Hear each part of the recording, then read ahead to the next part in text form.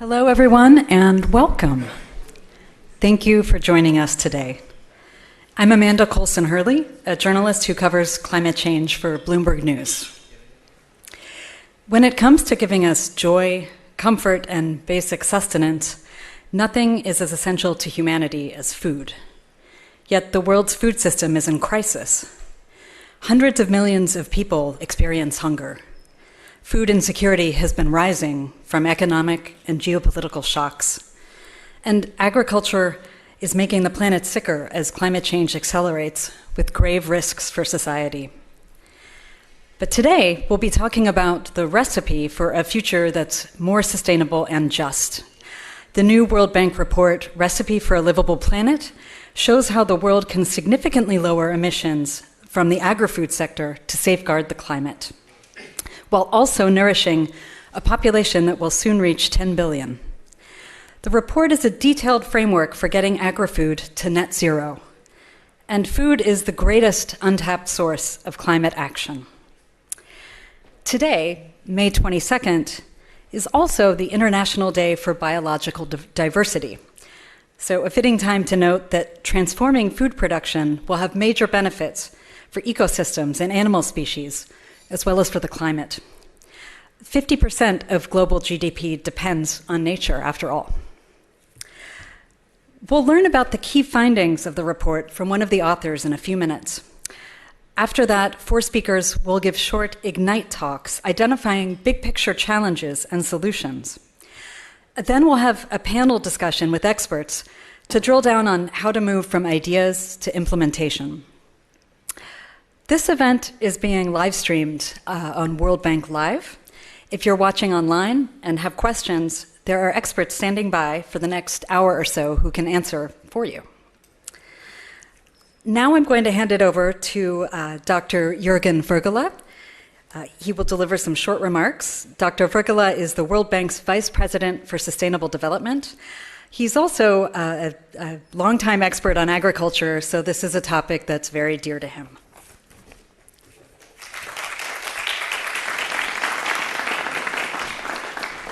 Well, hello and good morning, everybody, and a warm welcome to all of you in Washington, D.C. Thanks for coming from afar, including as far as New Zealand, as I've just learned, so makes us very happy. Also, a very warm welcome to all of you that are watching on World Bank Live.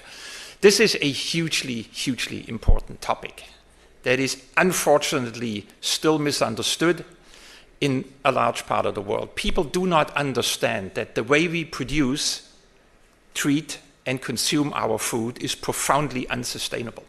And it's got to change. If we want to get ahead on climate, we need to change the way we manage our food system. It needs to be transformed from a major cause of disease, biodiversity extinction. You just mentioned the biodiversity link, very obvious, climate emissions, into a positive force. It is the only sector, when you think about it, that has the capability to transform itself from a massive net emitter to a real net sink. And the good news is we don't need 20 more years of research to understand what it will take. We actually do know what to do. The problem is we're not doing it. In fact, we're doing the opposite. Instead of promoting and supporting climate-smart agriculture and food systems, we are putting $600 billion into the food system that does exactly the opposite. That produces food that emits more than it needs to, that produces food that makes people unhealthy, that promotes systems that really undermine biodiversity. It's hard to explain to intelligent people why we're doing this, but we're all struggling with these global issues. But this one is a really tough one to understand, because it really isn't rocket science. There are clear answers and solutions, and the report, Recipe for a Livable Planet, lays out many of them. They're in the policy space, they're in the technology space, there are innovations out there, there are financing out there. If we just repurpose a fraction of the $600 billion every year, instead of making the climate worse and the environment worse, and turning them into a force that makes the climate better and the people healthier, we would already solve partly the problem. It is not like other sectors where you don't have the money. There is money there in the sector right now that is not being used for the right purpose.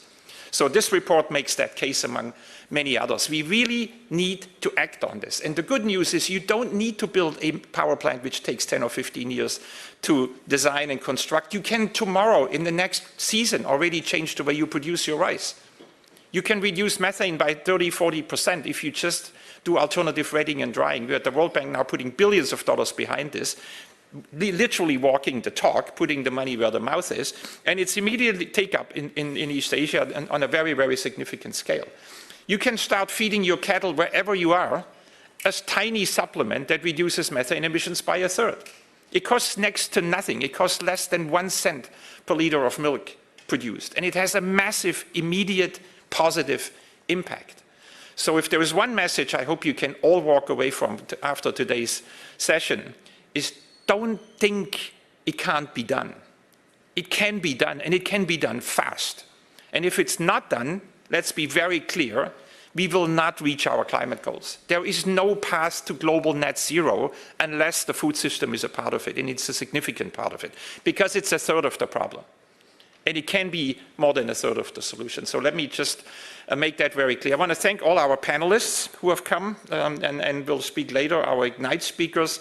We have a lot of partners in crime, Gunhild, Dr. Stordalen from the EAT Foundation. You and I have been on this journey for several years now. A phenomenal report several years ago from the EAT Lancet Commission, where for the first time they tackled the question, what will it take to feed 10 billion people within our planetary boundaries, including climate and the rest of the environment, on a sustainable basis and on an affordable basis? And the conclusion was already years ago, it's doable. It doesn't mean we have to stop eating meat. It doesn't mean we have to change everything we do. It just means we have to act rationally, not throw 1/3 of what we produce away. I mean, who else does that? Who else does that? I mean, think of a TV manufacturer. He produces 100 TVs and throws 30 out over the next few years, just before they're even used. Just chuck them out. That's what we do with food. It's complete madness, right? And so we've done a lot of work, a lot of analysis, and now beginning to connect the dots. What policies need to be in place? What are the priorities? How do you act internationally, regionally, locally, in the community, in the household, as a consumer, as a producer? It's all there. But what we need is all of you to be champions, ambassadors, and be out there and make it happen. So with that, let me thank you, and I look forward to the event.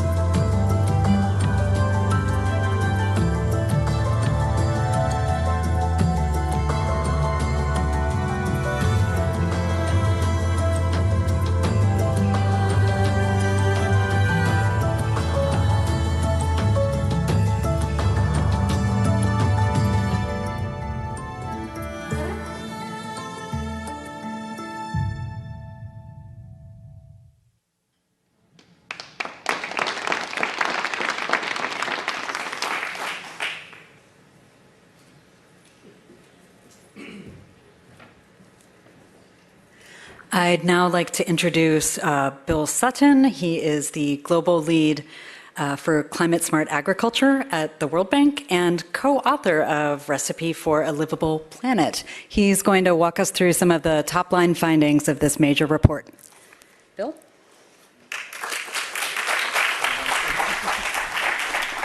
Look you up. Okay. Hey. Hello, everyone. And many thanks to Jürgen and Amanda, and welcome to everyone who's joined us here in person in the room, as well as all of those people joining online on World Bank Live. I'm really excited to be here today and share with you some of the key findings of our new global flagship report, Recipe for a Livable Planet, Achieving Net Zero Emissions in the Agri-Food System.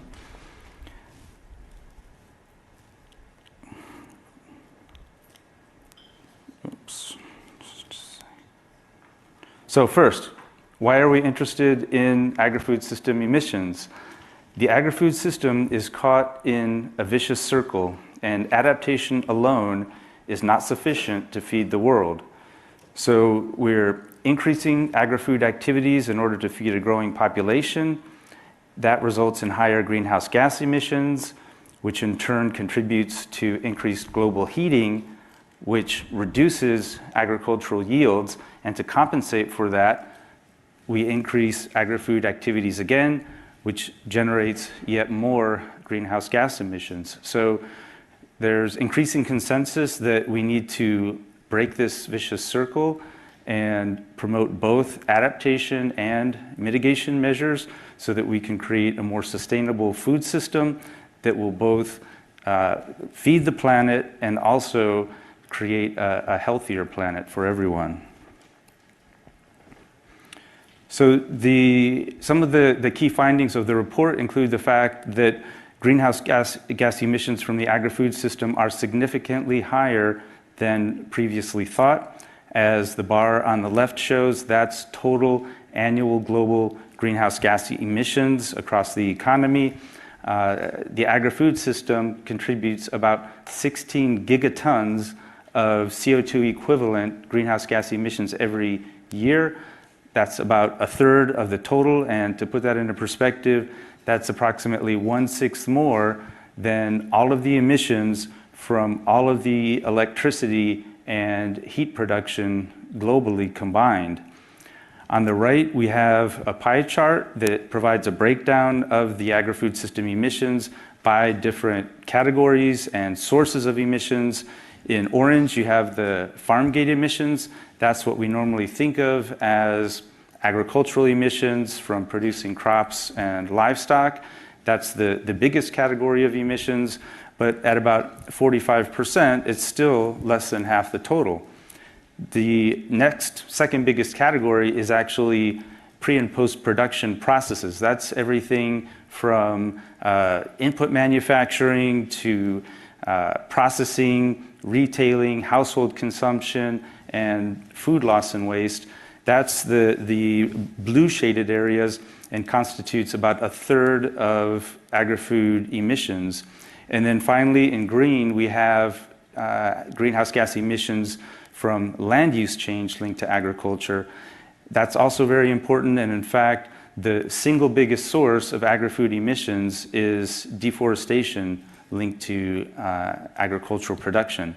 So this points together to the importance of looking at the whole agri-food system when assessing emissions and also coming up with mitigation solutions. The next point, something that I think Jürgen also highlighted, without significant climate mitigation action in the agri-food system, the Paris Agreement goals cannot be reached. So this figure shows the cumulative global emissions pathways going forward from now to the end of the century. The red line at the top, that's what's projected to happen if we eliminate all emissions from fossil fuels by the year 2075. But in the agri-food system, we continue with business as usual, emitting the way we have been. That alone will be enough to drive the planet past the 1.5 degree Paris Agreement target and even put the 2 degree target in serious jeopardy. So the green line at the bottom, that shows what is projected to happen if we can get agri-food emissions down to net zero by 2050. That's what we need in order to have at least a 50% chance of achieving those Paris Agreement targets, and thus the theme of our report. One of the interesting features of the Recipe for a Livable Planet report is the approach that we took, and that includes carrying out the analysis and providing recommendations by country income categories. Here you see a figure showing greenhouse gas emissions from agri-food systems in low, middle, and high-income countries. And what it reveals is that over 2/3 of agri-food emissions, or about 68%, come from middle-income countries, with about 22% coming from high-income countries and 11% coming from low-income countries. This shows their emissions from 30 years ago and today, and it reveals a number of important points. First of all, if we want to really have an impact on climate change, we should focus efforts on those middle-income countries that are responsible for the lion's share of emissions. Second, the fastest growing category is those blue shaded pre and post production processes. We have to look at those, not just at the farm. And finally, we have to help low income countries avoid the mistakes of the past. But despite its importance for climate change, finance for mitigation in the agri-food system is strikingly low. In this figure, you have the big blue circle. That's total annual global climate finance, which is about $660 billion a year. The slightly smaller light blue circle, that is mitigation financing, and that's about 90% of total climate finance. Then you come to those much smaller green circles. That's the climate finance for the agri-food system. And despite its importance, only 4% of total climate finance goes to the agri-food system currently, and the figure is even lower for mitigation, with only 2% of mitigation financing going to agri-food, despite the agri-food system being responsible for 1/3 of emissions. So we need to close that massive financing gap, and to do that, there are far greater opportunities to access financing on the mitigation side, which again is 90% of the total financing available economy-wide. But there is good news, and the good news is that the agri-food system is a huge untapped source of low-cost climate change action. This figure shows the cost-effective annual mitigation potential by the different country income categories, again, low income, middle income, and high. And as you can see, middle income countries hold 3/4 of the cost-effective mitigation opportunities through agriculture, forests, land use, and demand-side measures. The technologies to do this are readily available, and some are actually cost-saving, things like more efficient use of fertilizer and water. And finally, we find that there is no inherent trade-off between mitigation on the one hand and food security on the other, because agriculture's triple wins can help break the vicious circle of climate in the agri-food system that we talked about in the beginning.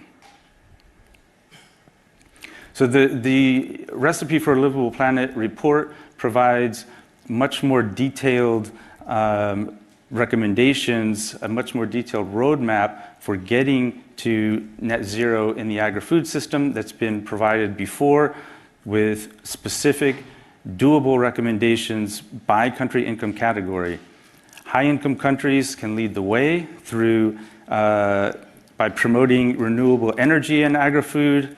They can provide more financial and technical support to low and middle-income countries, and they can shift subsidies towards low-emission foods. Middle-income countries have the greatest potential. As I mentioned, 3/4 of the cost-effective mitigation potential is in middle-income countries. That includes reduced conversion of forests and promote reforestation and agroforestry, cut methane in livestock and rice production, manage soils more sustainably to store more carbon, and use cleaner and more energy-efficient pre- and post-production processes. And finally, low-income countries can play a proactive role. They can bypass high emissions development paths by avoiding the mistakes of the past. They can preserve and restore their forests, and they can improve agricultural practices through climate-smart agriculture techniques. So that's it for me for now. Later, we're going to hear from my colleague Alex Lach, who's going to talk about the detailed recipe in the report for getting to net zero emissions in the agri-food system. And thank you very much for your attention.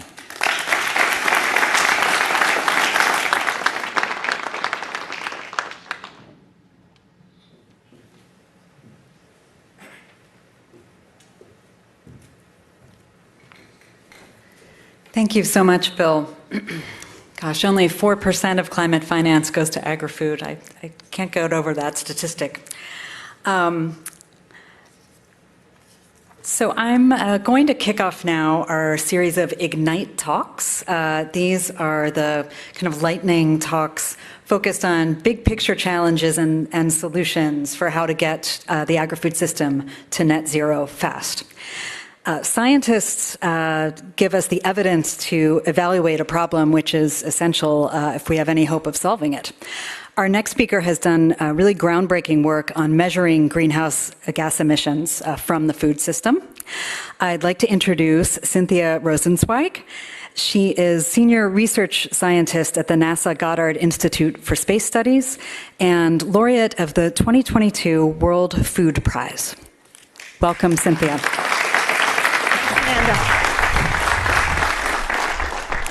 Good morning.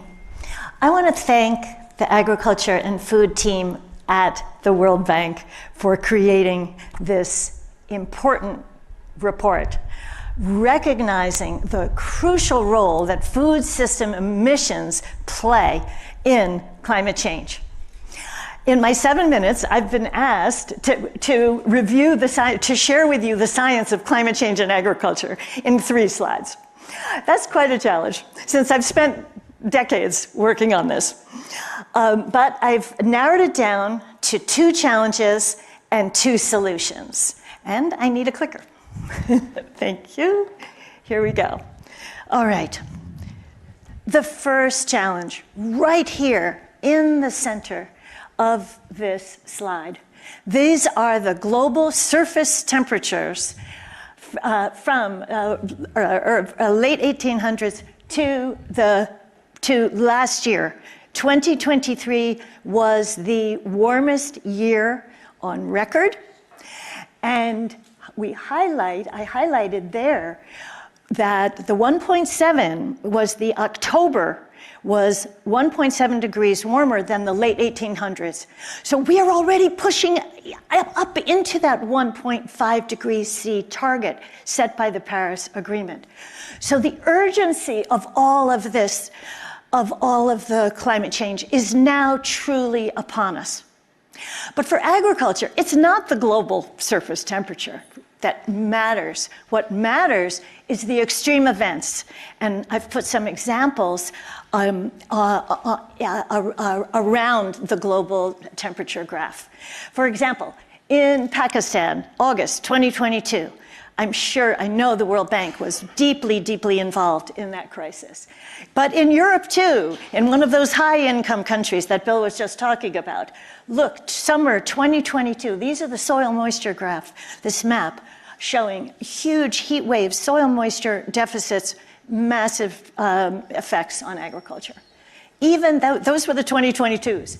2023, here we have the cyclone Mocha in Myanmar and Bangladesh. And the projections show that the most severe hurricanes and tropical cyclones are projected to increase with climate change. Finally, China, last August, last summer, massive floods affecting agriculture. So it's not just the global temperatures that we're looking in the middle, it's the increases in frequency, intensity, and duration of the extreme events, which are posing the tremendous challenge of multiple breadbasket failures now are on their way. Lloyd's of London in 2015 did a report on the food shocks. It was very prescient. And look back at that study and you'll see these things that were projected then are happening now. Let's go to the second challenge. The second challenge is what this report is focused on. At the same time, we have these massive impacts of climate change on the food system.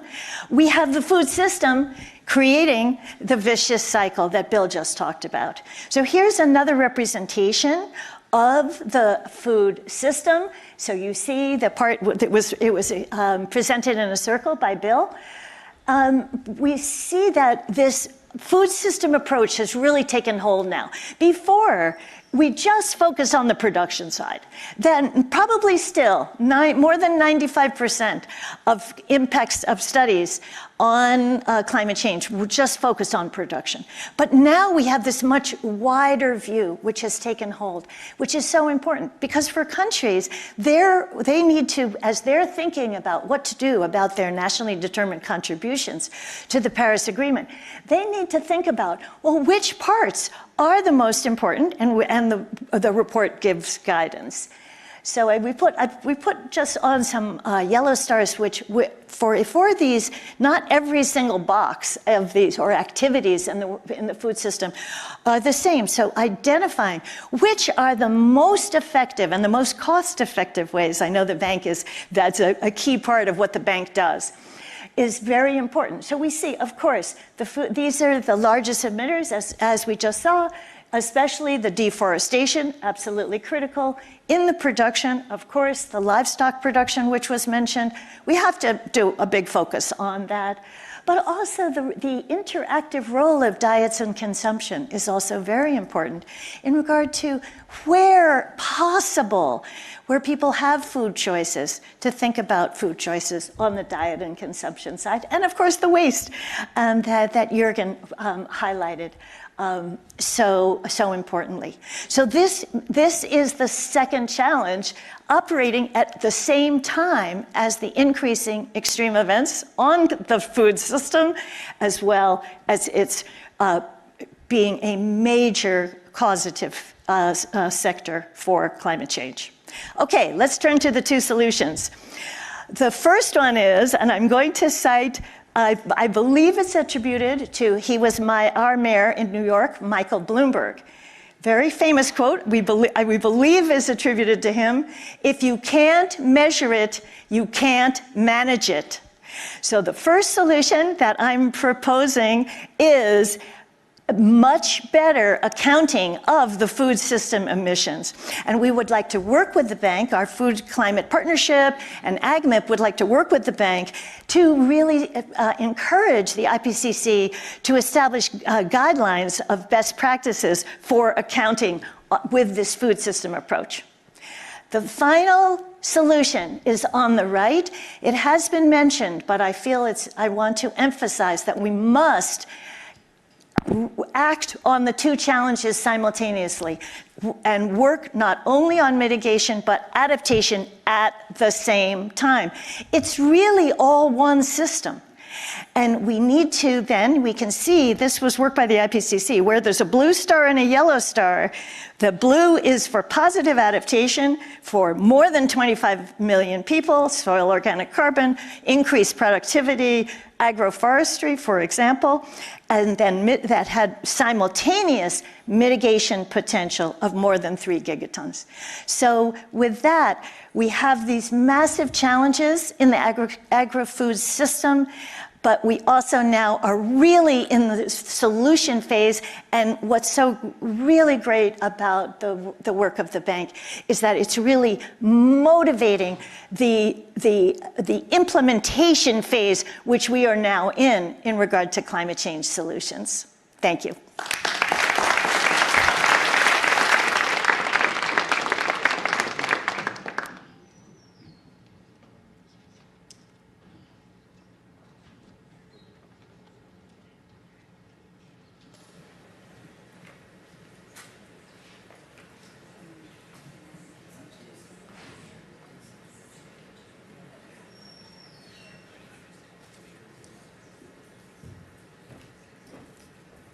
Many thanks to Cynthia that definitely delivered on the big picture framing.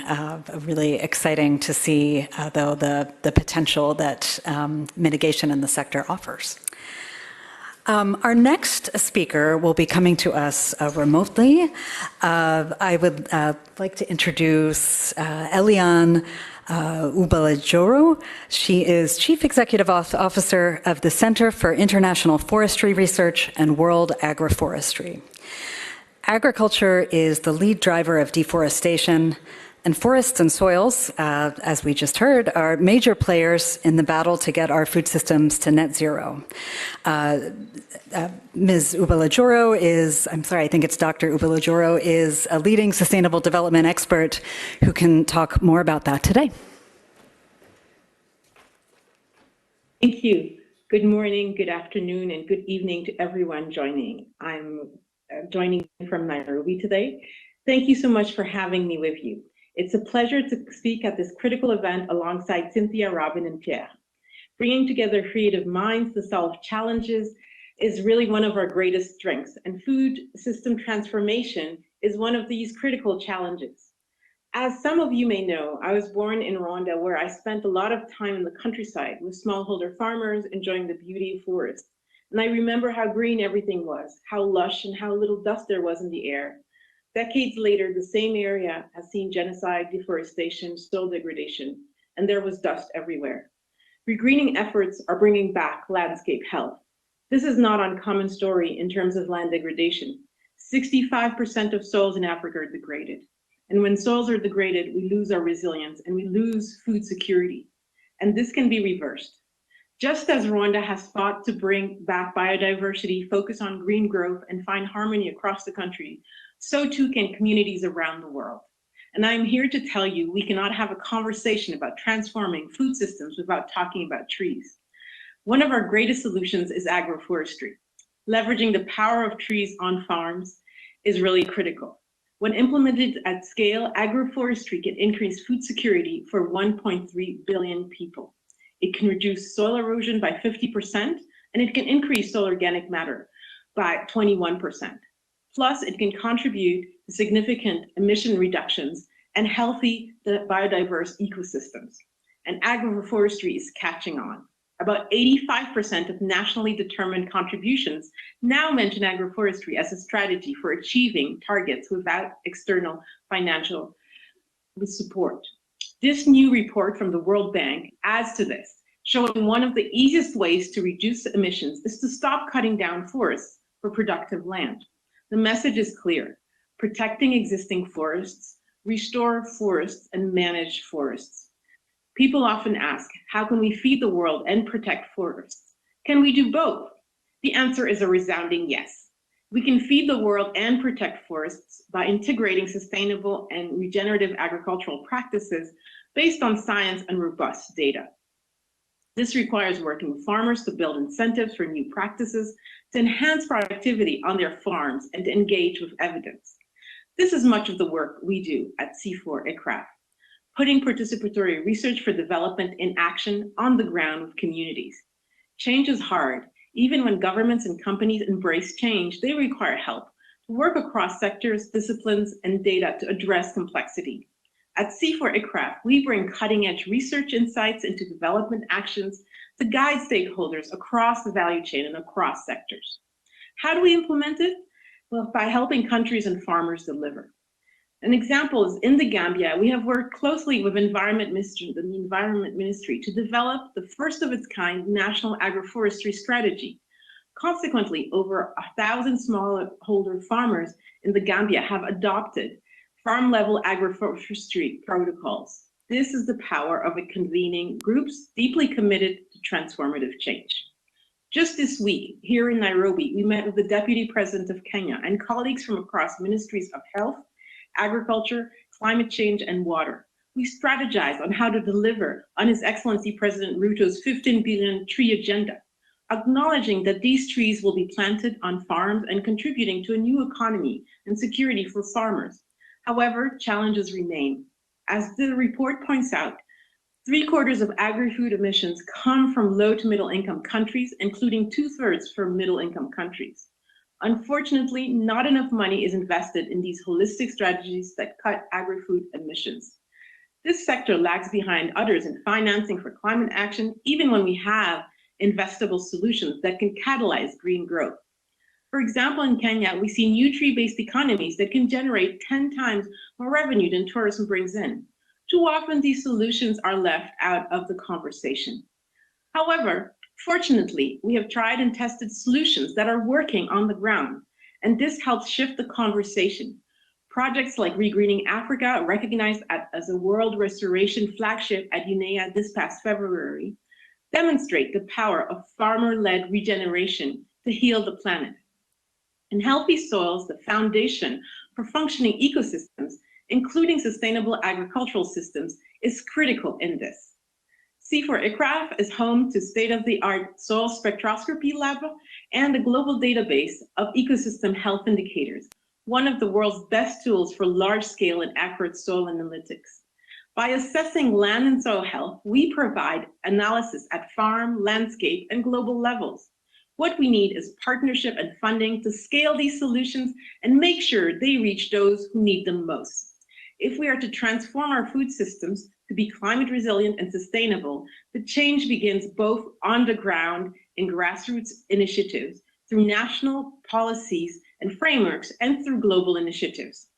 Every corner of our globe should have equal access to scientific advancements that can improve life and safeguard our planet. It's an investment in the future of our planet and a commitment to addressing the pressing challenges of our time, while partnering with brilliant minds from around the world to lead the way. Thank you.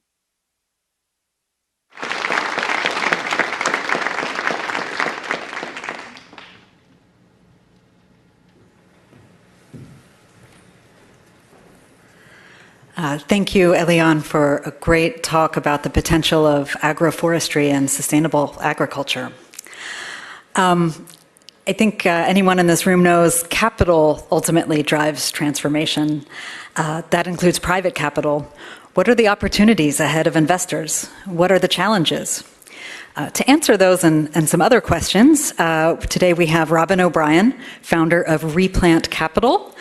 She's an author, entrepreneur, and investor. Welcome to the stage, Robin.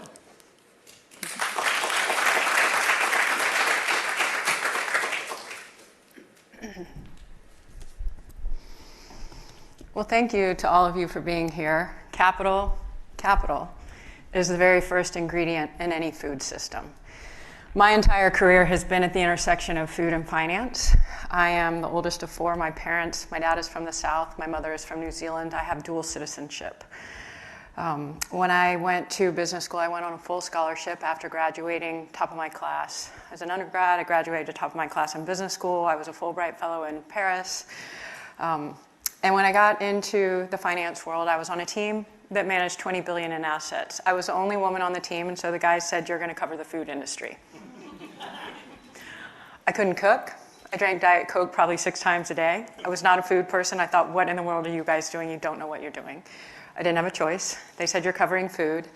And so in the early years of my career, I really learned the financials. It was just black and white. My heart was not involved at all. A few years later, we started our family. I have 4 children now, between the ages of 19 and 24. My youngest child had a life-threatening allergic reaction. All of a sudden, I'm saying, what's going on in the food system? To really understand what's going on in the food system, you have to understand the financials. You cannot separate these things. We have a broken extractive food system because the financial system behind it is extractive, period. That's it. Part of the reason the financial system is so extractive is because it is so incredibly homogeneous. You look at these panelists today, there is nothing like that in the financial system. You would never see that. The financial system is 98% white male. So when we talk about biodiversity, and the word diversity is actually tucked into the word biodiversity, it's completely lacking in the financial system, completely lacking.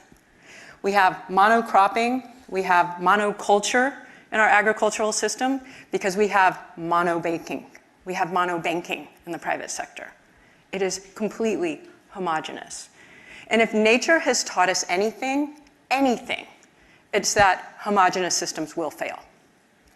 Every other species in nature, every single other species, the balance of the masculine and the feminine is absolutely beautifully calibrated so that it is sustainable. As a human species, we've missed that. In the financial sector, it is completely missing. So as a woman who has spent her life in this sector, to really come to this understanding that I now hold today, that that is the opportunity. How do we reimagine the financial system so that we can do all of these things? Because this data keeps coming out year after year after year after year. Last year, the World Bank issued a report, Detox Development, repurposing environmentally harmful subsidies. $7.3 trillion of environmentally harmful subsidies. In the agrochemical sector, fossil fuels and fisheries, $7.3 trillion. Literally, we are subsidizing the destruction of the planet. It is insane. $7.3 trillion. Our farmers in the United States carry $535 billion of debt. You go around the world, farmer debt is resulting not only in a loss of young people wanting to go into farming because they're looking at their parents saying, why do I want to take on that debt? Why do I want to expose my children to these chemicals? Why do I want to go into this as a profession? So they're opting out. Farmers call it a generational security crisis. Suicide in the farming population from the United States to India is one of the top leading causes of death. It is the highest demographic for suicide in the United States, farmers are. So we've got $7.3 trillion in subsidies, $535 billion in debt. We literally have financed the destruction of the planet. It's insane. And when you poll S&P 100 companies, 93% of those companies say climate change is real. 93%, that's a pretty strong consensus. A third of those same companies will lobby against any of these measures that you're seeing on the screen today. That's corporate suicide. So what are we doing? The Food Systems Economic Commission issued a report that says there are hidden costs in this food system of $15 trillion. Climate, human health, nutrition, deforestation, $15 trillion of hidden costs. Again, we got to talk about the math. None of this works without the math. So what's the solution? Because this is the kind of stuff where you kind of want to jump off a cliff. Like, what are we going to do about this? In 1988, there was a piece of legislation passed, the Business Ownership Act for Women. It is the first time that women could take out a loan for a business. In 1988, I was in high school. I was not paying attention to this. That women could take out a loan and start a business without a husband or without their dad. That shift economically is so important. So in 1988, while that was happening, while none of us were paying attention, or few of us were paying attention, there is also something that is about to happen called the Great Wealth Transfer. $30 trillion is going to change hands into the hands of women for the first time ever. $30 trillion, that's the size of our GDP, going into the hands of women. We don't invest the same way. We don't shop the same way. We've seen incredible transformation in the way that we shop over the last 15 years. That transformation in the food system is driving this demand today. That same transformation is coming to finance, where women are emerging as financial leaders. Women will be emerging as investors for the first time ever. And when they invest, they are looking for impact. The opportunity is huge. So how do you invest? We got scope 1, scope 2, scope 3. I invite you to consider scope 0. Scope 0 are the lobbying dollars spent by any corporation on climate. It is a leading indicator for how serious they are. They can tell you these things and put out press releases and say all these wonderful things. Look at their lobbying spend. Scope 0 is how serious of a commitment they have to this work. The opportunity in front of us is huge. And I will invite you to consider that just as there's that story of two wolves, one on each shoulder, I think you guys have probably heard that, where one talks really well and the other tells you to do the bad thing, we have two compasses. One compass is love, the other compass is fear. Most of us use fear because it helps us navigate around our own shame, our own ego, whatever role we may have played in this. It will not solve the problem. When you use love, when you come from that place of what is actually in the best interest of these future generations, it will lead us to the solutions together. NATO says that we have to spend 2% of our GDP, 2% of GDP has to be spent on military defense. Of that 15 trillion hidden cost damage, the cost to fix that is $500 billion. That is 0.2 to 0.4% of our GDP. So if NATO's saying spend 2% on military, only 0.2% would provide the funding we need to be part of the solution. So I will leave you with this. With NATO, with the leadership of the World Bank, which represents a diversity that is so missing in the financial sector, with that leadership, to call on NATO, to call on other organizations to commit 0.2% of global GDP to transform our food system. Because redesigning the food system is the most important defense project globally of our time. Thank you.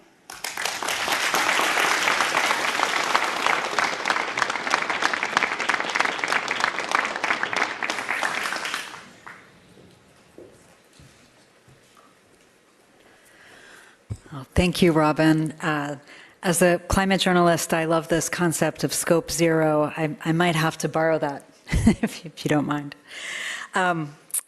Arguably, it's people who work in the kitchen who have an outsized role to play in shaping consumer preferences around food. How are healthy food choices related to the broader climate agenda? We have the perfect speaker to speak to that. I'd like to welcome Pierre Thiam. He is a chef, author, social activist, and CEO of Teranga. Pierre?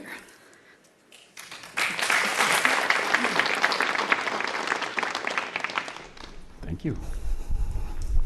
Good morning.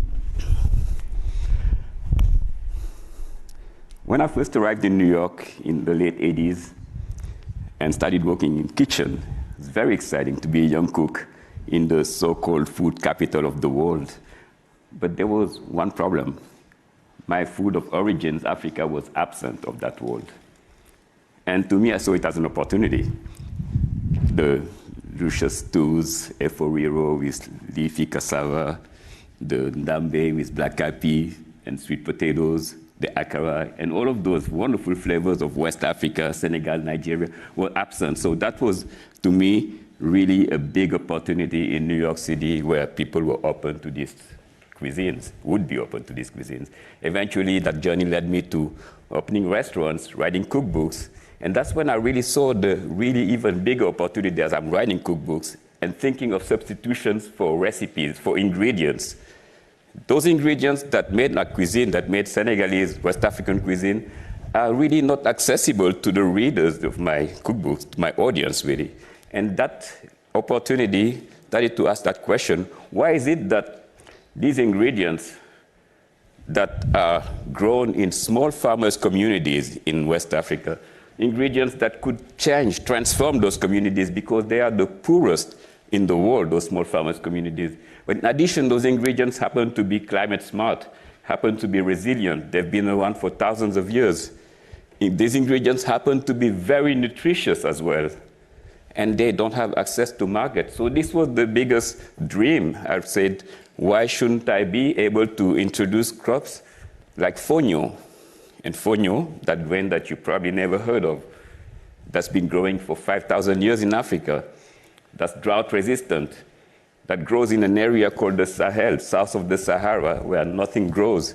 Fonio became the first ingredient, first platform for this company that we started called Yolele. Yolele is an African food brand with a vision to bring crops that are called lost, crops that are called orphans, that are grown by small farmers in these parts of Africa that could not only bring economic opportunities, but also give us access to a diet that's diversified. As Robin said earlier, and Cynthia mentioned it, diversity is really the solution. It's the name of the game. And the food system that we live in is a big problem because it has limited our diet to a very limited number of crops, three grains really, rice and corn and wheat. And we're ignoring thousands of other crops, particularly in Africa. And this is why I'm insisting about Africa, and Yolele became that company, because Africa is the place that is going to feed this planet.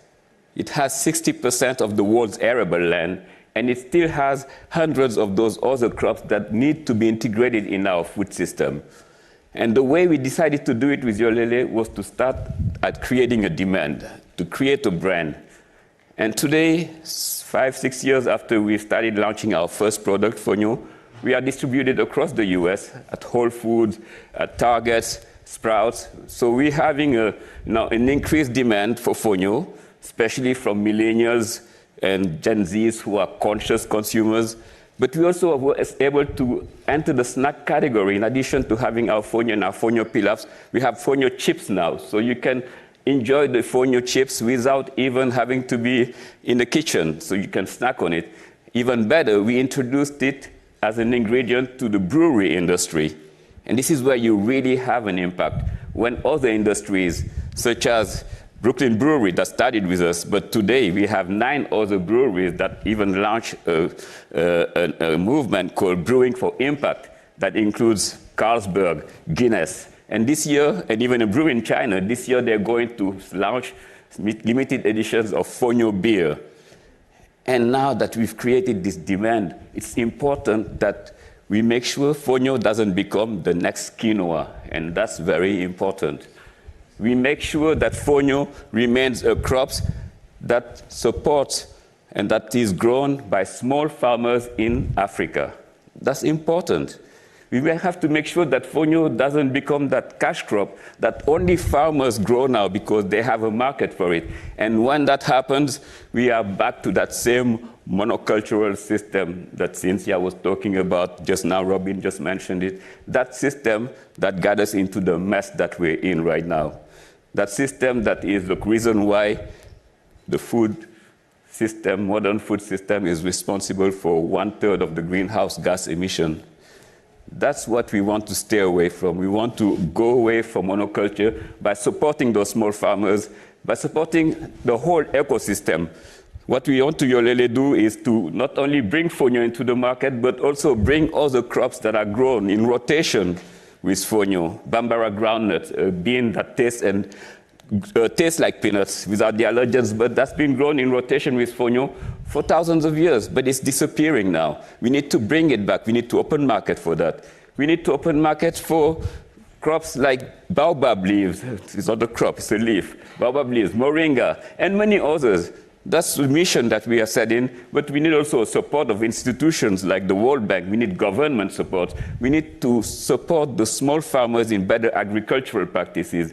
They need aggregation centers so that they can respond to that demand. They need to invest in refrigerations, in warehouses, in elevating the standards of processing so that the waste, the food waste, is diminished, which is terrible with Fonio. It's actually close to 50% of food waste. So that needs to be addressed.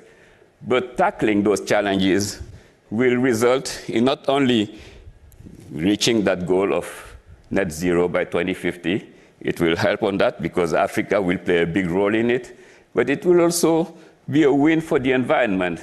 Like I mentioned, they are climate smart crops.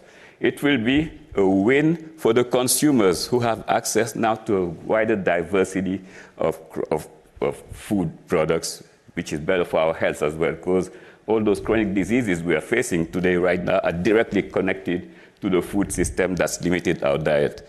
So this is what Yolele is doing. And this is what we want you to think about, starting to create a demand for these crops instead of letting them disappear. Biodiversity is dwindling at an alarming rate. We have lost close to 90% right now of the world's food biodiversity. And we need to address that. We need to stop the bleeding. And the way to stop the bleeding is to open markets for these crops that are here and that are underutilized. And the solution is all of us in our hands. It's not going to take a chef, it's going to take a community, bankers, governments, doctors, research, and ultimately the community must be the deliverable. So it starts with the small farmers. Thank you.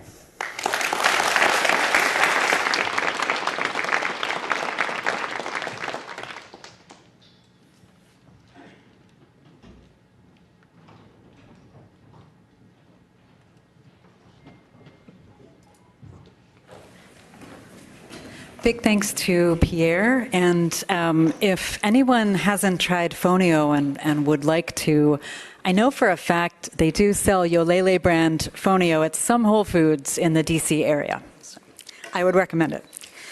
So it's now time well, actually, before we transition to our panel, let's have another round of applause for our really wonderful lightning speakers.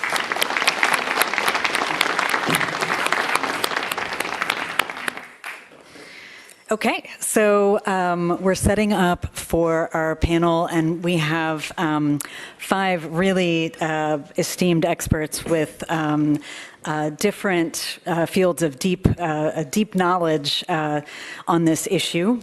I guess I'll call them up. 3 of them are joining us, are here in the room, and 2 of them are joining us remotely. Our first panelist is Gunhild Stortelen. She is the CEO of the EAT Foundation. We're also joined by Usman Badian. He is the founder and executive chairperson of Academia 2063.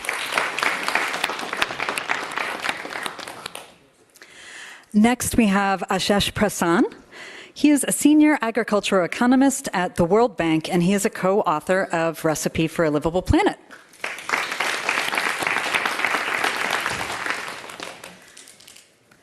And then tuning in from overseas are Lord Nicholas Stern of the Grantham Institute at the London School of Economics.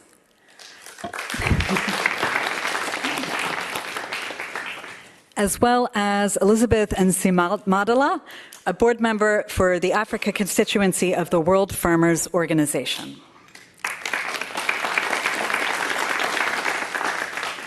So before we kick off, I think we've heard from our lightning talk speakers so many of they've summarized the big problems and the potential so well, and now it's left to us this small matter of how we actually get there. And some of our speakers also, offered some really concrete, great ideas, but we're going to kind of focus on that pathway to transformation and to making change happen.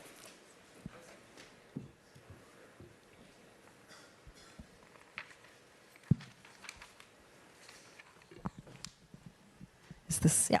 This is on. Hi, so Gunhild, I was hoping we could actually start with you. We just heard from Chef Thiam about how bringing back traditional foods like Fonio can drive healthy and sustainable eating. Several years ago, EAT worked with The Lancet to define a planetary health diet. What does that look like? Thank you so much. Before I explain that and also give a quick comment on the report, I want to say congratulations, because this is a huge landmark report, and it's so important that the bank now really puts the food system transformation next to the energy transition in terms of tackling climate change.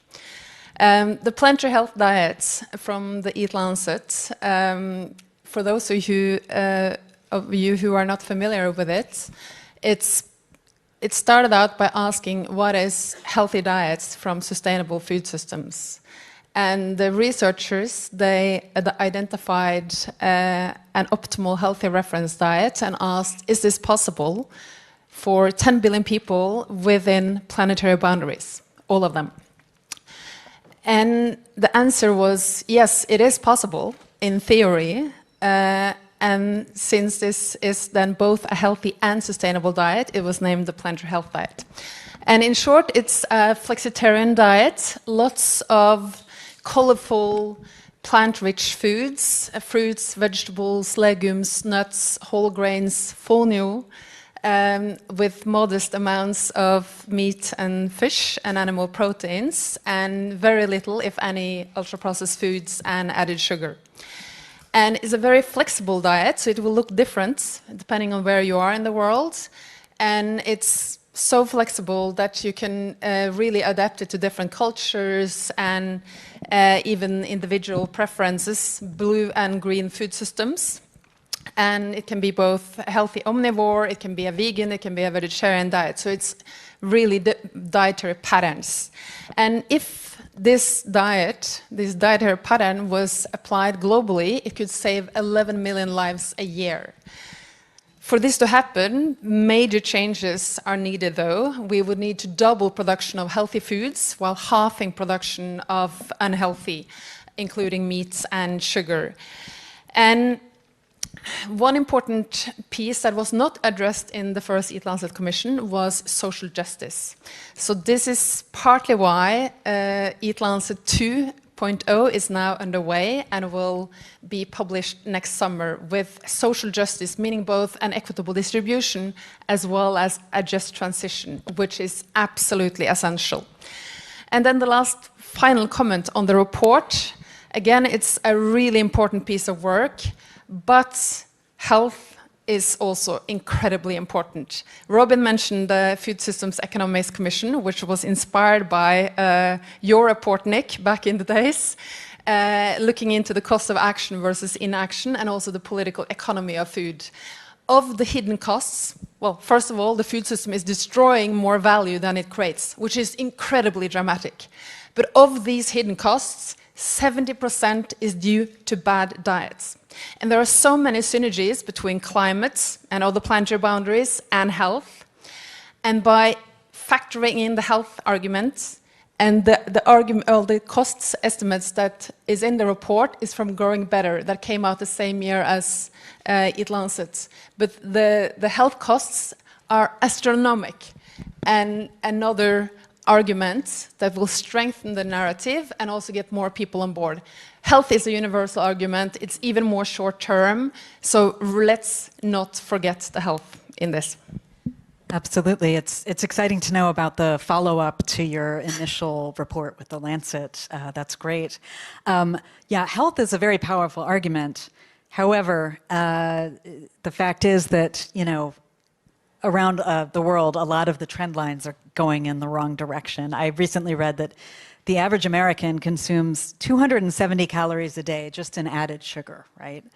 Yeah, how do you have thoughts on how to drive, I guess I'm talking really about higher income countries with good food availability. How do you drive behavior change around something as sort of basically like psychological and fundamental as food? Well, that's not easy, that's for sure. But we have seen how fast diets have been shifting. In my lifetime, 40, 50 years ago, my parents and our grandparents, they were eating very differently.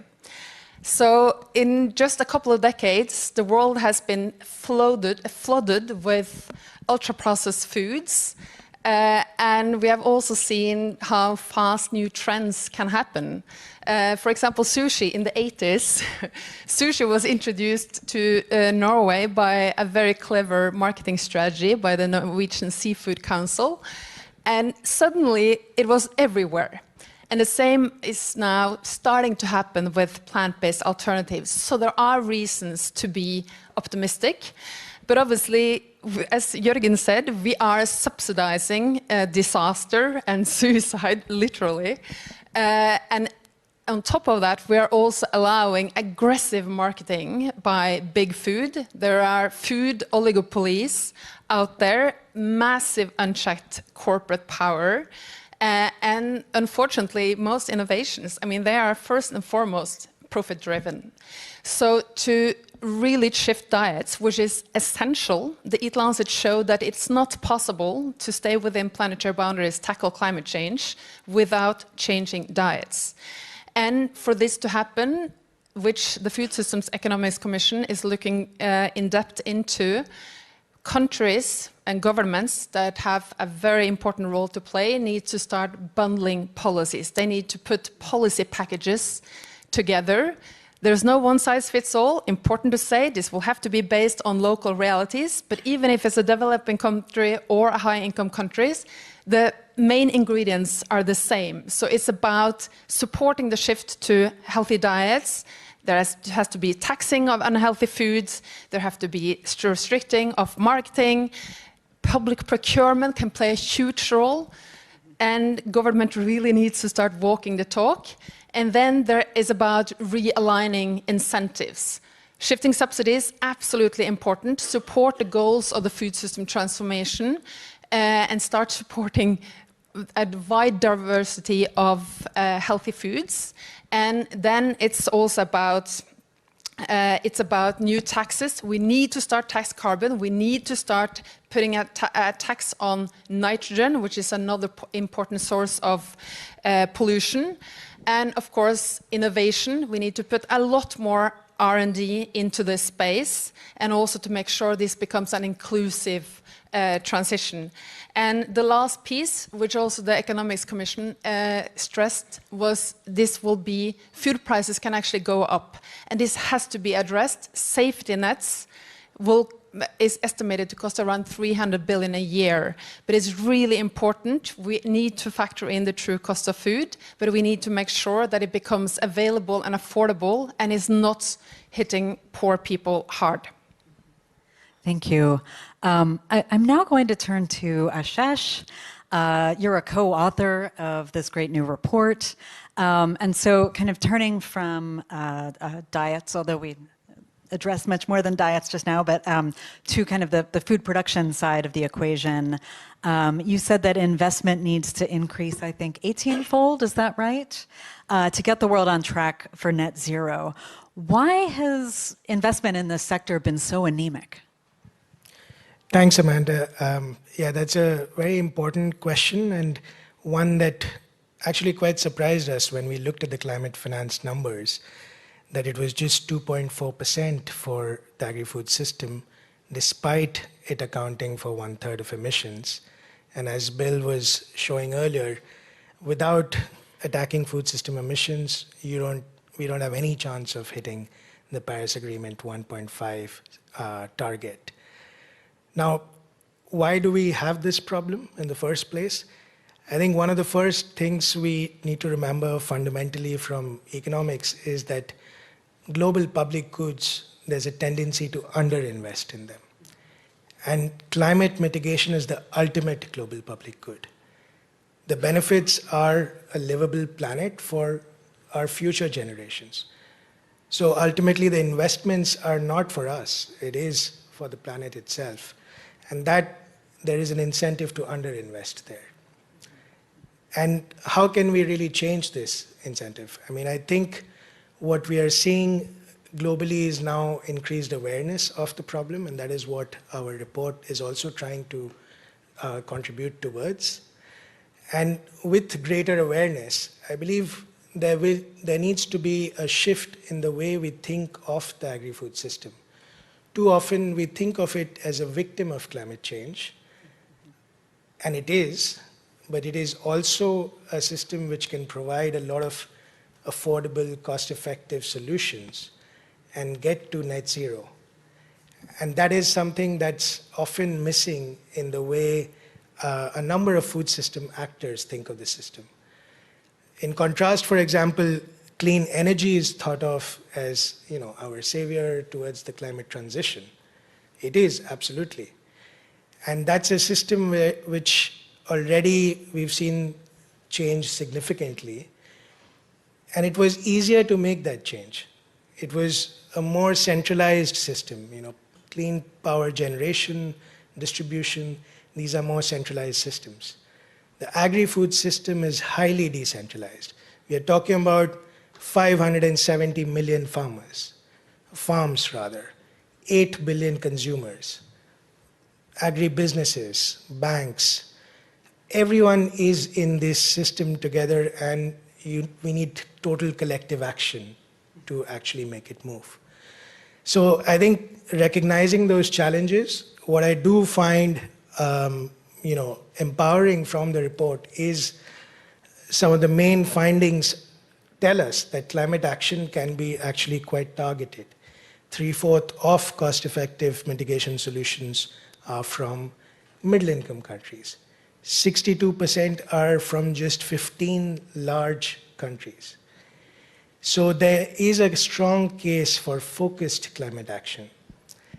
And how do we get there? Often, in terms of climate finance, will involve, of course, governments shifting the way they provide support to the sector. We've talked about $600 billion. A lot of it is towards inputs and also very emission-intensive outputs. So inputs being fertilizers, pesticides, water, energy. The more we subsidize these inputs, the more we are actually increasing the amount of land degradation as well as emissions from the sector. Similarly, on the output side, a lot of countries subsidize rice, beef, sugar.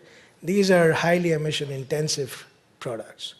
So we need to shift the way we support the sector, and that involves moving towards incentives for adopting new low-emission technologies.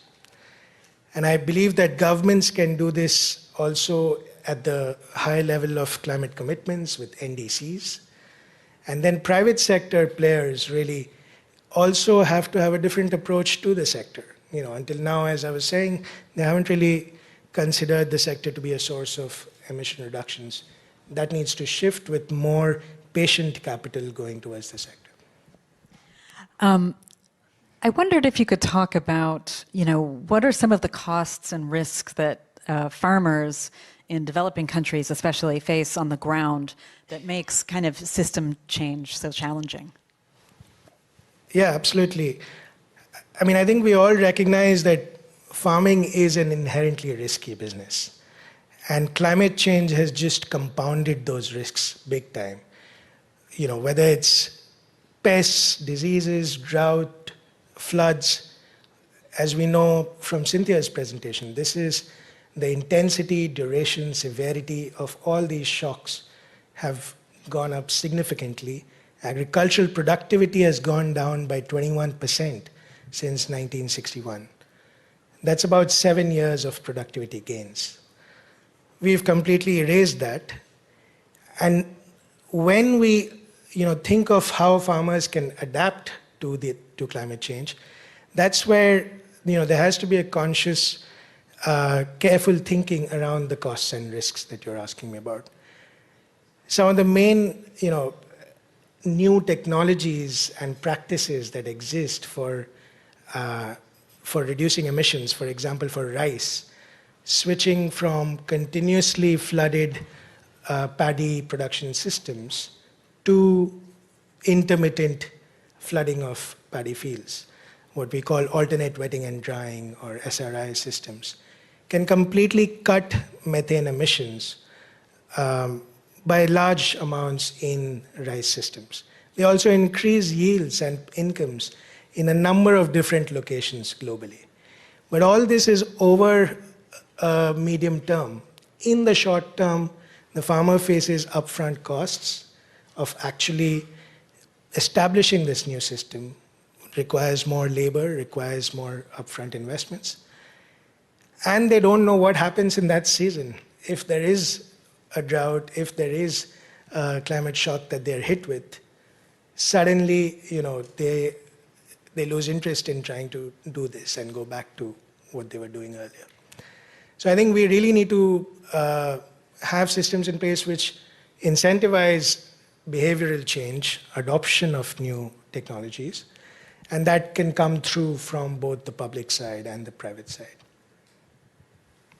Great, thank you.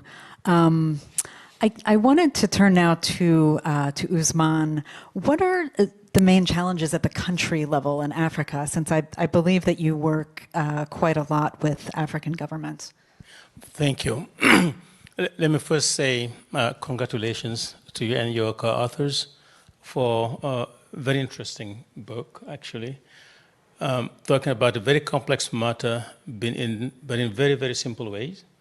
I like the pragmatism of the report, the solutions, very clear, very concise, easy to understand. It's going to be a very usable report, I think, for a lot of people. It's not a given. It's not obvious that it will turn out that way, but it's really great. I enjoyed reading it. When we look at Africa and we talk about the climate issue here, one thing that sets Africa apart is the high level of vulnerability to all of this, which is high exposure and low readiness in terms of climate change. So if anybody would like to see something done about climate change, that should be African countries. But of course, doing that has a lot to do with the kinds of technologies that will allow you to find new ways of doing business that is much more sustainable and environmental friendly, but also having the resources to do that. Talking about agriculture and the food system, there's something else that sets Africa apart that's going to be quite important. We've done simulation work looking at the next 10, 15, 20 years, different climate scenarios, and what's going to be the impact on African economies at the macro level, GDP growth, employment, poverty, nutrition, and the like. And it happens, most of us will expect probably to be the case, that agriculture is the entry point to everything else. The biggest trigger to macroeconomic impact of climate change go through the effects in agriculture. We're not even talking about doing something for emission reduction in agriculture, but just because how agriculture is disrupted by climate change, the entire economy is suffering. You don't have that in many other economies. So that means that when it comes to African countries, there's an opportunity for multiple wins. While you're fixing agriculture to reduce emissions, this is the opportunity to also make agriculture much more resilient to future climate change. You don't have that in many places, okay? We have looked at the impact of climate change in a country like Mali, like Nigeria, like Ghana, like Senegal, and you say, if this is the impact it's going to be on agriculture, and this is how it's going to be affecting the macroeconomy, what can you do to compensate for that as you go? And these are entry points for acting and then bringing interventions to reduce emissions. We saw that in each of those cases, there's a large share of crop land that will have to be invested in different types of innovations that will reduce emissions or make agriculture much more resilient. The share of cropland that has to be covered by improved varieties, the share of cropland that has to be covered with improved soil and water conservations, the share of cropland that has to be covered with new water irrigation systems. You can look at interventions you can do in agriculture to reduce the vulnerability to climate, and those are the entry point for you as an African country to look at new ways of doing business while dealing with climate change to also reduce emissions. So you're saying it's there's multiple realms of benefit here to taking these steps that go far beyond emissions reduction, but obviously include that. Yeah. Thank you. I want to turn now, since we're talking about agriculture in Africa, to Elizabeth, who advocates for farmers there. Can you talk about some of the common kind of pain points for people growing food in African countries? Maybe when governments or NGOs draw up plans, but it's difficult to maybe make them work on the ground. Yeah, thank you very much for the invitation. It's really a great honor for me to speak at this important event. And let me start by sending you virtual hugs from Uganda and also joining colleagues to welcome the report and its findings. It's very important to recognize the crucial role that agri-food systems play as a huge untapped potential in climate mitigation, as well as in adaptation efforts. But before I respond to these pain points that you asked me to, I would like to first paint a picture of what climate change means for farmers like myself and the millions that I represent, and why we are critical to the agri-food system transition. We all know too well the impacts of climate change on our livelihoods. The previous speakers have already spoke about the impacts. My brother Badiani really painted the picture on the continent. But also when we look at the occurrences of the new pests and diseases, the fall armyworms, the desert locusts, the recent droughts in the Horn of Africa, the recent floods, just the recent ones in East Africa, they have all destroyed thousands of hectares of cropland and killed livestock, with warnings of food shortages across the region. And what does this mean? It means that when family farmers' livelihoods suffer, the ripple effects at a local level, national and international, is at a very big scale. So in terms of the pain points, firstly, for me, I think part of the answer is in the question itself. Why are governments and NGOs drawing up plans without farmers at the heart of the decision-making and in the planning process? Because we all understand that much as agri-food systems are contributing to greenhouse gas emissions, but they also have untapped potential in terms of mitigating the impacts of climate change. So most of our government's consultation process are usually not inclusive, and they are not transparent, and as well as it is enshrined in most of our government's constitutions. So the decisions are usually made way before public participation happens. And these decisions are mainly based on interests, on influence, and promises by shoddy actors unknown to the real agriculture sector. A case in point that you've pointed out are the NGOs, which normally are not accountable to the farmers. They have no farmer constituency, nor do they understand the farmer's plight. But they are given so much leverage and space in such decisions. And that's why, for me, many of these plans are unknown to the farmers, thus making it impossible to monitor, to track, but also to report on them. So in our view, such funds get wasted. They do not follow the Paris Agreement on effective, efficient, and coordinated donor funding efforts. And they do not reach the perceived beneficiaries, and without results, such funding pathways risk being discontinued, making the vulnerable even more dire.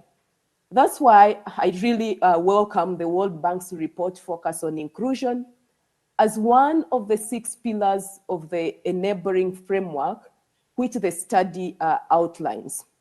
So if our governments and institutions like the World Bank are serious about transforming our food systems, reducing emissions and building resiliency, they must, and I want to repeat, they must not only ensure family farmers have a real say in how climate plans are designed, but must intentionally develop instruments through which these farmers can access resources directly, because that is the biggest challenge for us as smallholder farmers.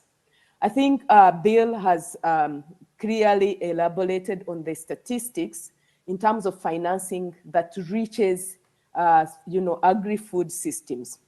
And we all know that the world's over 600 million family farmers are literally the experts in our fields, but too often we are ignored by policymakers, we are overlooked by the funders and donors, or we are tagged as an afterthought when it comes to project plans. We are viewed as project beneficiaries, and as a result, we are also looked at as disseminators of results. So everyone looks at us as if we are waiting for handouts. And all we are asking for is for us to be treated as equal partners in the agri-food system. Our family farmers organizations hold on to generations of indigenous agriculture experience. We have the expertise when it comes to agriculture practices. We have the power to leverage on impact at scale. Through our millions of members at continental level, I represent more than 50 million smallholder farmers. And we are trusted as disbursers of finance. And this has happened during times of crisis. So as farm organizations, sustainable and resilient food systems are part of our DNA. That one you cannot take it away. We are training our farmers on how to adapt to agroecology, regenerative agriculture, to practices like climate smart agriculture. And we have a compendium of over 50 practices of our farmers in the field. But these are just few islands of success that need to be profiled and put to scale. And we need to see more investments in climate adaptation. Thank you. Thank you. That's wonderful.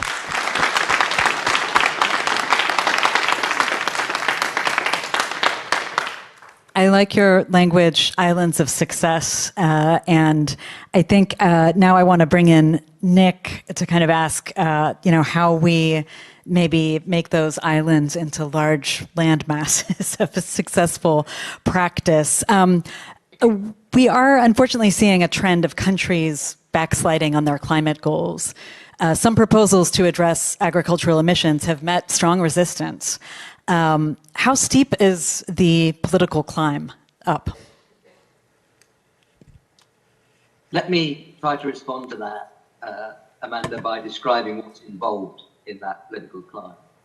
Now, the first thing, if you want to generate a movement from A to B in communities, countries, and across the world, is to show that B is much better than A. And I think this tremendous report does that very well. It deserves to be a game changer, and I think we're trying here to help it begin to be a game changer. So showing that the way of doing things that is in our hands is so much better than the dirty, destructive, wasteful models that we followed up to now is absolutely crucial. And this report does it in a very strong, clear way. It shows that it's not only attractive, it shows it's feasible. It shows that mitigation, adaptation, and development come together. The System for Root Intensification of Rice, SRI, has been an example that's been here a few times in this discussion, and it's a very good one. So too, restoring degraded land, building out mangroves, all of those things, mitigation, adaptation, development together. And that story has to be told very strongly, that these are not horse races, these three things, mitigation, adaptation, and development with just one winner. They're things that are interwoven and have to be pursued together. This is truly part of the growth story of the 21st century, much more attractive and sustainable than what went before. But, and it's a big but, you have to invest a lot. And I think the 200 billion or so number that comes out of this illustrates that or shows that very well. It doesn't come from nowhere. You've got to invest to get there. And that investment has not taken place. And I hope this report helps it take place. Also, you're going to have not just the arguments, but examples. And Elizabeth referred directly to that, I think absolutely rightly. So developing early examples, I think, is very important. So showing that the destination is really attractive, well worth it. The questions then become, in generating this political momentum and overcoming the obstacles and the backsliding, Amanda, is how you actually do that. Well, the first thing is to identify potential gainers and losers. And that is absolutely fundamental. And there it needs work, it needs analysis, it needs an understanding of the route. And if you're going to change, then change involves dislocation. Dislocation will involve winners as well as losers, even though the aggregate looks good. And the challenge then is to help, and this is the second point, help get a credible package to those who might not otherwise support it. For a package to be credible, again, as Elizabeth said, the people who are being involved in all this have to be involved in creating the package. The German government very recently tried to withdraw support for diesel in agriculture. Not surprisingly, the tractors turned up in the big cities and they backed off. It's very important that there's a whole package of support, opportunity, helping with the skills and the capital in actually getting there. And people have to see that, the positive sides of those packages. They have to see it early. They can't be told, no, just wait and see. It's all going to be nice down the road. It has to be seen early. And as Elizabeth said, participation is very important for credibility. Credibility is crucial to the investment we need. The next part of the package has to be a really good agricultural extension. And actually, there's some very good examples. Going back to my very early career at the end of the 60s, I was involved in smallholder tea in Kenya. And the way in which soon after land distribution, after independence, smallholders were helped to invest in tea, mostly women on small plots. But it was really organized very well. The capital came through, the planting material, the collecting of the tea, and it really happened. But it was a major agricultural extension and finance organization. A few years later, in the 70s, I worked on wheat in Kenya. After Kenya, I worked on wheat in India and the Green Revolution there. Again, a package which involved not just the seeds, but also the help with investing in the irrigation, which was crucial to those new crops. So we know it can be done. The CGIAR has a good track record. Jürgen Vogler is the chair of that now, and he's pumping it up. And we really ought to be putting much more into the CGIAR. And the last bit is finance. You know, it's a lot of investment. That investment has to be financed. And poor people face higher costs of capital. And that's where the development banks can be so important. And if I've got 1 minute left, Amanda, can I say where that finance should come from? Go right ahead. Okay. A lot of it will be private sector finance, where small farmers themselves, from their savings, will make the finance, but they can't do it alone. Or big farmers can make the savings, can contribute their finance. But it's going to need a very big increase in finance from the multilateral development banking system. I was part of a group chaired by N.K. Singh and Larry Summers, which produced 2 reports last year. And the first of those was about the tripling of the flows from the MDBs. Now that can be done, without much input. It will need input from shareholders. It will need you sweating the balance sheets. It will be new sources of capital. But it could be funded by very modest capital increases going along with that. So the scale of the investment we need for the whole green transition, and where the agricultural part of the green transition has been so underserved, does involve a big expansion of the lending of the MDBs. Don't let anybody tell you it's expensive. It's not. The UK's contribution to this tripling could be about £300 million a year for 10 years. That gets lost in the small, in the United States could be 1 billion. 1 billion a year for 10 years, that kind of thing is absolutely feasible, and we should work to make it happen. But it's not just those flows. It is also, there's going to have to be some debt-free finance to fund the dislocations, to really bring down the cost of capital. And I think that's ODA, it's IDA, it's the special drawing rights, it's new forms of taxation, which Laurence Tubiana is working on at the request of Mia Mottley and President Ruto and President Macron, and the philanthropies. But there's one source of finance which I think we can stress, and that's the voluntary carbon markets. These are major sectoral transformations. We need to have a system where these voluntary carbon markets do not work project by project, because that's so difficult to make work. But you could buy a slice of a major program of transition of this kind if you were looking to make, big firm looking to make, to buy in the voluntary carbon markets. John Kerry's been pursuing that with the Energy Transition Accelerator. We can make that happen in agriculture as well. Thank you very much. I wanted to ask a couple of Actually, I think it'll just be one question because we're running out of time for Usman. And then I think I'll pose the same question to Elizabeth because I didn't pitch you as many questions as I'd hoped. But that one question I'll ask both of you is, what would you like to see happen at COP29 or COP30? What for you would be an outcome that could really help drive things forward? Thank you very much. I will just connect to what Lord Stern was talking about. In the report, you showed how little climate finance goes to agriculture, and of that little, how little goes to Africa. And I think Africa can be ready for climate finance. Your report is talking about forestry preservation and restoration being an entry point for a greater carbon sequestration and sink and contribution in developing countries. If we were to come at COP to a solution that allow us to get a system of fair value of forestry resources that could be used to trigger capital finance to get into Africa, I think nowadays it's possible to get the verifications and the tracking and the measurement that are necessary to be able to do that.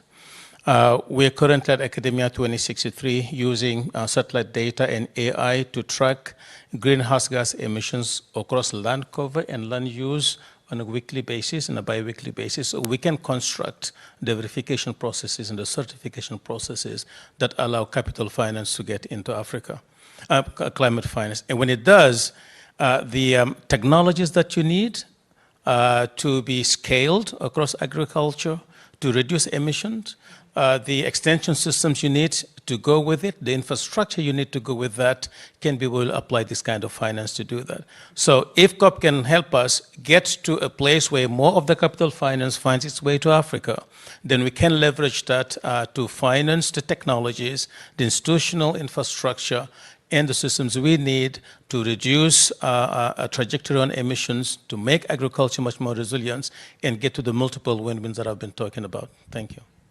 Thank you. Elizabeth. Sorry, hopes for COP? Yes. I think for me, what is very important for every COP, we always hear a lot of commitments and pledges in terms of resources. But I can say we are a constituency that always hear but never touch some of these resources. So we need to break down the barriers which prevent grassroots organizations such as my own, which support millions of smallholder farmers to have direct access to financing, because this financing is needed desperately by the farmers. And this means ensuring more financing going directly to farm organizations where we have the most impact, and prioritizing long-term investment plans, projects, offering grants as well as loans, and ensuring that funds are flexible to deal with the unpredictability of farming life. And this can only be done by reforming the funding pathways, by introducing new instruments that farmers can leverage on. It can be by allowing more accredited entities or agencies, especially those that are agriculture leaning, to be enlisted. There's need to empower more development and agriculture banks to be recipients of the loans, because they work with us as farmer institutions, they work with savings and credit cooperative unions, and we need also to see affirmative action on the minimum allocation for the farmers annually. At least we need to see more than 50% of the funds that are provided for adaptation. And finally, there's need to diversify climate finance resources, provide for less stringent requirements for access by the farmers' organizations. But I wanted to point out, if you can allow me 1 minute, the need also to invest, the need to invest in innovations by smallholder farmers, because we're seeing a lot of innovations that are happening on the ground. And I want to point out one, and specifically, it's because it was supported by the World Bank funds under the Global Agriculture Food Security Program. And this is a farmer-led innovation e-granary initiative by the Eastern Africa Farmers Federation, which was tried and really proven as a climate-smart agriculture program that leveraged more than 20 private sector partnerships from farm to the market and provided climate mitigation finance through risk mitigation and credit. So we mitigated against production and market risks and empowered farmers to make climate adaptation related decisions around choice of enterprise, variety to grow, inputs, and agronomy. However, such projects like this, which show impact and have a potential, are only supported for short term, usually between 2 and 3 years. And they fail to create impact at the outcome level. So there is need for more resources for such initiatives that are farmer-led and that can achieve, sustainability at scale. And if I can use a metaphor from the recipe for a living planet, family farmers need to be the head chefs, not just sauce chefs, when it comes to cooking up this plan to make the agri-food sector net zero. Thank you. That's actually a wonderful way to end. Do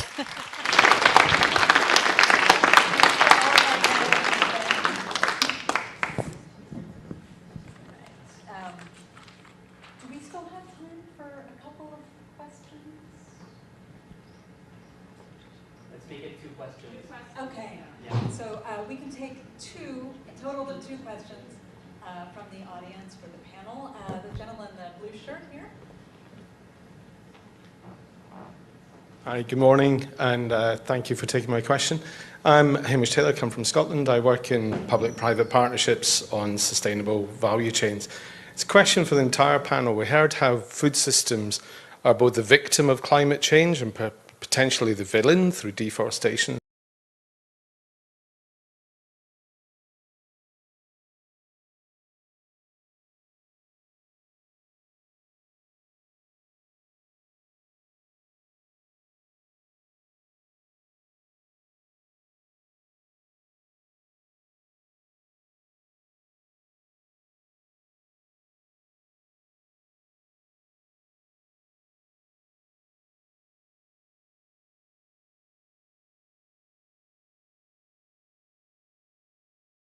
Smart agriculture funding.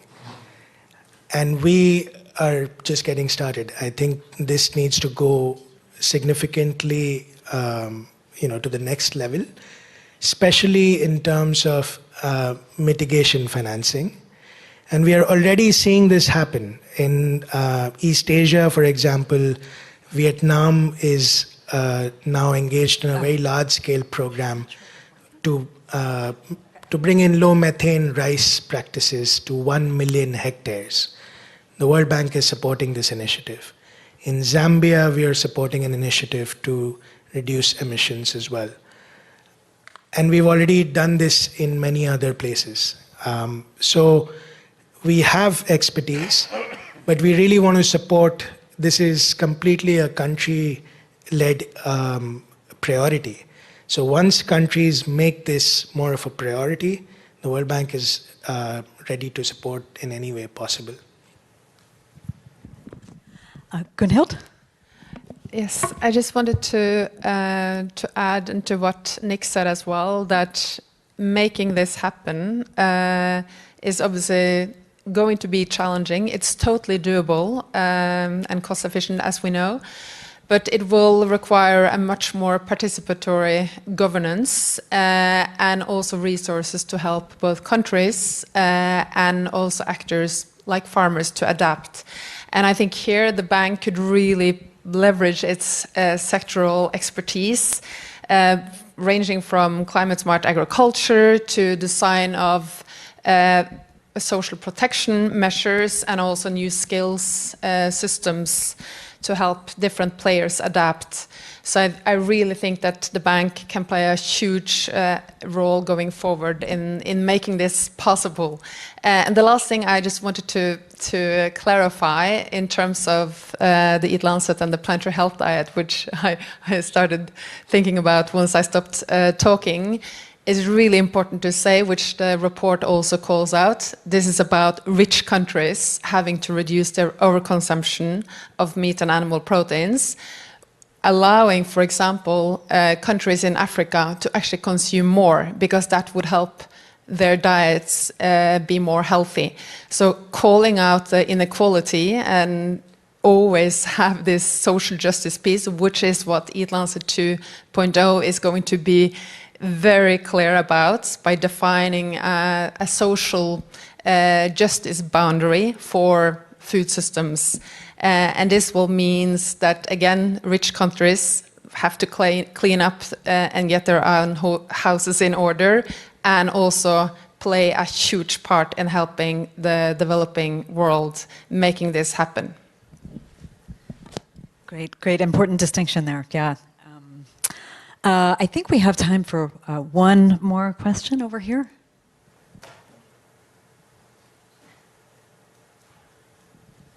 Hi, Bob Tansey. I'm with the Nature Conservancy.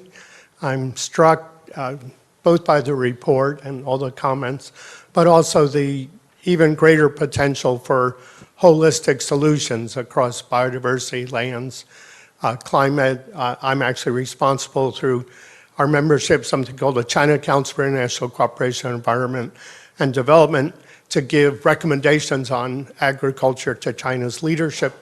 One example, another is the opportunities for collaboration across different organizations for on-the-ground solutions in Latin America that avoid destructive sourcing and turn it into sustainable sourcing, and the potential of the Saudi convening the Lands Cup. Sorry, we're quite crunched from time. If you could get to the question.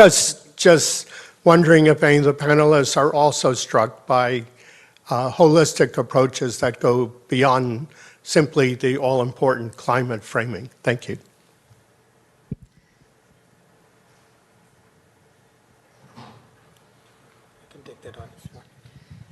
I think, Amanda, can I say something very briefly?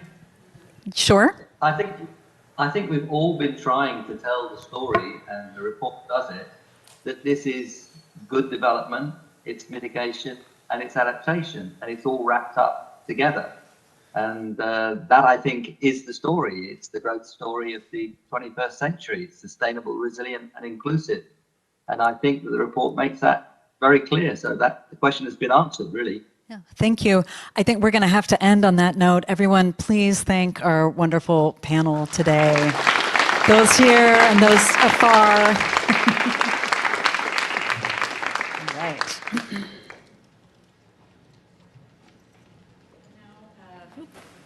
Got multiple microphones. To take us out, we're going to actually have a healthy and sustainable food preparation demonstration in a few minutes, which I'm looking forward to.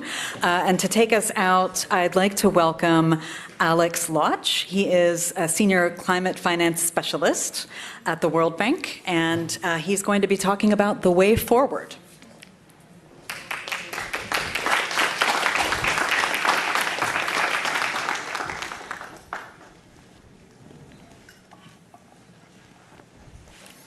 Let me just quickly rearrange the furniture. Good food and good conversation usually go together. That's almost universal around the world. We were very pleased to have such a good conversation about the report that we're launching today. We're very appreciative of the praise we got. We're very appreciative of the amplification of the messages we have in our report. That leaves me with a very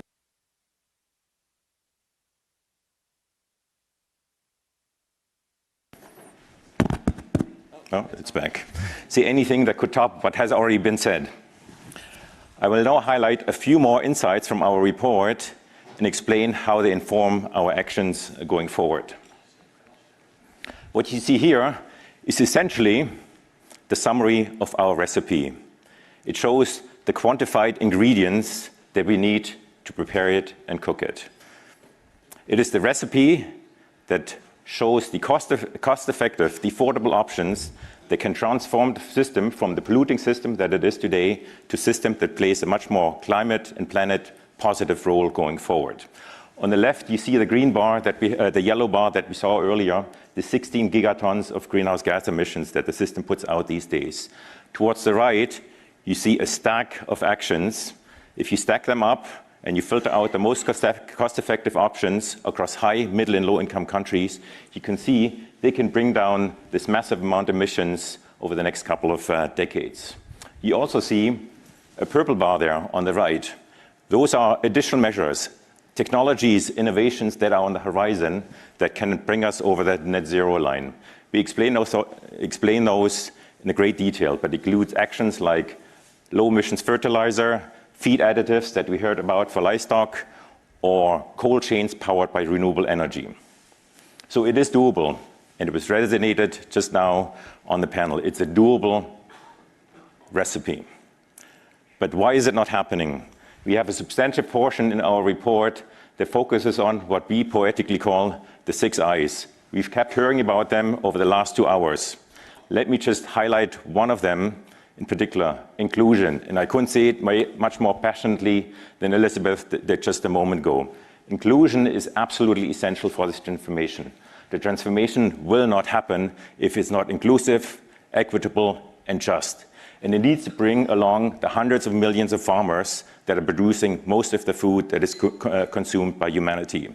So absolutely essential. And that's one of the areas that is framing this. But as any good recipe, it needs to be prepared in the kitchen. So this is really the kitchen that we need, or as economists would call it, the enabling environment. There's other elements to it, other five more I's. Investments, needless to say, we need to bring down the risk to crowd in the private sector. We heard about that earlier to make this transformation possible. We need incentives, government to spend differently, more climate friendly, set policies. Institutions very quickly need to adjust, both at the international level, at the national level, at that level of green jurisdictions, many of which are playing a pioneering role. And in this day and age of information and data, that's obviously particularly critical. We just heard it from Usman, the MRV, being able to measure our impacts, the impacts of our action. Cynthia said it earlier in the session as well. That is absolutely critical, not only to be confident that we're moving in the right direction, but also unlock additional finance that could be brought in from carbon markets. Nick spoke to that point. And innovation. Needless to say, a big transformation needs innovation. A very distinct feature that is different from the agri-food system to the energy systems. We don't have a few single technologies like battery storage or photovoltaics that can drive the transition. We need solutions upstream on land use, on the farm, and downstream as food moves from the farm gate to the fork. Now, what we have seen as we've been writing the report is really a wave of will, if you want. We have seen that governments are coming together and they've made ambitious declarations 6 months ago at COP28 to make agri-food system transformation an integral part of their actions going forward. What you see here is really an indication, several measures of how over the last 5 years, the actions related to agri-food systems in countries' climate action plans in their nationally determined contributions have increased. We hope that this wave will continue to grow as we move forward. You saw these circles earlier, and the small little tartlet shown in green here that represents current climate finance. This amount needs to increase to a big pie of $260 billion, as we estimate, to be spent annually on protecting nature, making farms more productive, and clean up value chains. This is the 18-fold increase that we need to achieve going forward in mobilizing finance. If we do this, we can cut, according to our estimates, we can cut the emissions in half by the end of the century and put us on a path toward net zero by middle of the century. Nick very eloquently highlighted the benefits. The benefit-cost ratio of this transformation is 16 to 1. 16 times more benefits than the cost. $260 billion is less than half of what the world spends on agricultural, mostly harmful agricultural subsidies. So again, it's doable, the resources are there, the money is in the system, it needs to be redirected. Of course, countries will choose their own pathways towards that target. What you see here are some of the countries with most of the solutions within their economies. You see the distribution in terms of the size of the solutions that they can deliver and the distribution across the different components of the food system. For instance, Brazil and Indonesia, highly forested countries that are losing massive amounts of forest due to the expansion of agricultural commodities, could stop that trend and reverse it. A major gain, good for development and good for people on the ground. China, the United States, the European Union, for instance, as shown in yellow or in orange, can do a lot to shift harmful diets toward more low emissions diet. So the point here is countries will choose and are choosing their pathways towards this net zero transition that reflects their natural endowment, their economies, and their competitive advantage. Putting it all together, this is just a qualitative representation of what we have in the report. If all countries work together across all components in the food system, upstream on land use, providing clean inputs for agricultural production, making production more productive and efficient in terms of resource use, cleaning up the value chain all the way from the farm gate to the fork and nudging consumer behavior, we can make this transition. And it is possible, it is feasible, and it is affordable to reach the Paris Agreement targets in that way. We have quantitative estimates that allow us to map this opportunity to different parts of this food system and to different parts of these geographies. Now, going forward, and questions were just asked, what are we going to do as the World Bank? Now, we want to work together with all of you in the room and all of you connected online. Here are just a few highlights of what we want to do to turn the words that we have in our report into actions going forward. One set of activities relate to informing country action, really taking it down from the global level to the country level. The economics are there, but they're perhaps not specific enough to guide investments at the country level. We're working on that. We want to work with you on this. Food system climate action plans. Again, this idea of bringing down this type of analysis that we've now done at the global level down to the local level, engaging in processes with stakeholders at the local level, at the country level, a point that Cynthia made at the beginning of our session. That's something we want to do together. Increasing leverage. Partnerships, both internally and externally, is part of our engagement going forward. Internally, we've produced this report with many parts of the bank. Colleagues working on water, colleagues working on energy, behavioral and economic.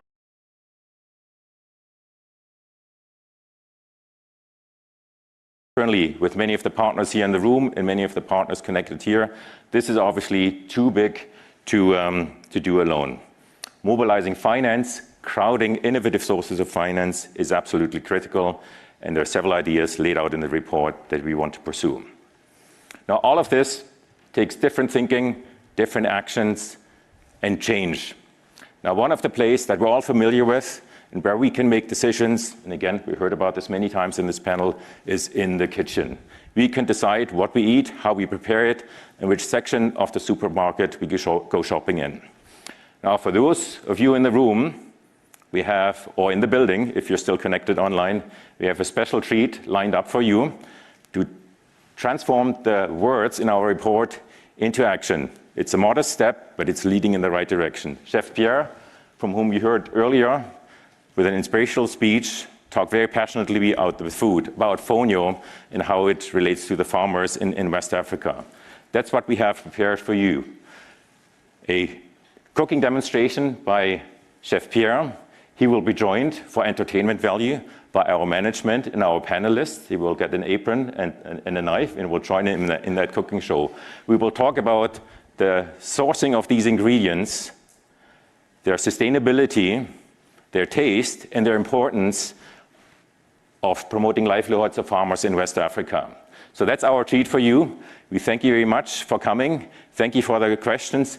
Do stay engaged, download the report, read it. We want to work with you, and we hope to take the conversation now from here into the kitchen. Bon appétit.